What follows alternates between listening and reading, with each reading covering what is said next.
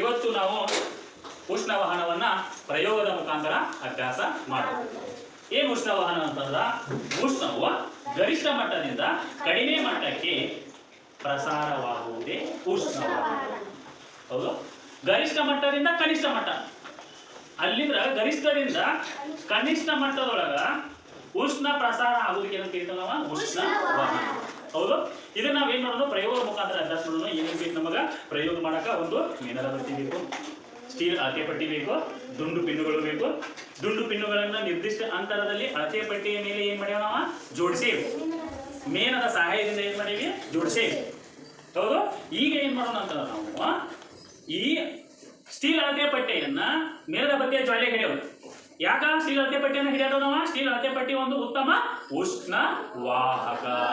ಹೌದು, ಈಗ ಏನ್ ಮಾಡೋಣ ನಾವು ಇದನ್ನ ಇದಷ್ಟ ಬರ್ಬೇಕಾ? ಈಗ ಏನ್ ಮಾಡೋಣ ನಾವು ಹಿಡಿಯೋಣ್ರಿ. ನೋಡಂತ ಉಳಿದವ್ರು ಹೆಂಗಂತೇಳಿ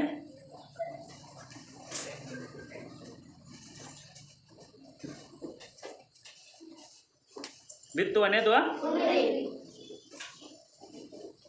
ನೆಕ್ಸ್ಟ್ ಎರಡನೇದು ಬಿತ್ತು. ಹೌದು, ಉಷ್ಣ ಏನಾಗತ್ತತಿ ಈಗ ಗರಿಷ್ಠ ಮಟ್ಟದಿಂದ ಕಡಿಮೆ ಮಟ್ಟಕ್ಕೆ ಏನಾಗತ್ತತಿ ಪ್ರಸಾರವಾಗುತ್ತಿದೆ. ಹೌದು, ಮೂರನೇ ಪಿನ್ ಇನ್ನ ಬಿಡುವಾತ. ಯಾಕ?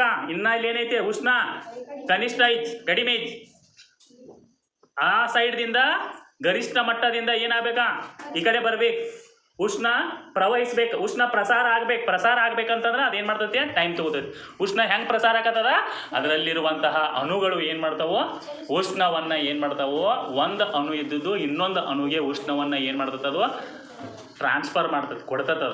ಹೌದು, ಈಗ ಹೆಂಗೆ ನೀವು ಆಟ ಆಡ್ತಿರ್ತಾರಲ್ಲ, ಯಾವುದೋ ಆಟ ಆಡ್ತಿರ್ತಾರಲ್ಲ, ಲಡ್ಡು ಏನು ಮಾಡ್ತಿರ್ತಾರಲ್ಲ, ಹೌದು, ಅದನ್ನ ತೊಗೊಂಬಂದು ಬಾಲ್ ತೊಗೊಂಬಂದು ಒಗಿತೀರಿ, ಅದನ್ನ ನೆಕ್ಸ್ಟ್ ಅವ್ನು ಹೋಗ್ತೈತಿ. ಹಂಗೆ ಇಲ್ಲಿ ಅಣುಗಳು ಏನು ಮಾಡ್ತಾವೆ ಉಷ್ಣವನ್ನ ಒಂದರಿಂದ ಒಂದಕ್ಕೆ ಏನು ಮಾಡಕ್ಕೆ ಸ್ಟಾರ್ಟ್ ಮಾಡ್ತೈತಿ ಟ್ರಾನ್ಸ್ಫರ್, ವರ್ಗಾವಣೆ ಮಾಡ್ತೈತಿ. ಆ ಕಾರಣದಿಂದ ಅಷ್ಟು ಏನಕ್ಕವೋ ಕೆಳಗೆ ಬರ್ತಾವೆ. ಇದರಿಂದ ನಮಗೆ ಏನು ತಿಳಿದು ಬರ್ತೈತಿ? ಉಷ್ಣವು ಕಡಿಮೆ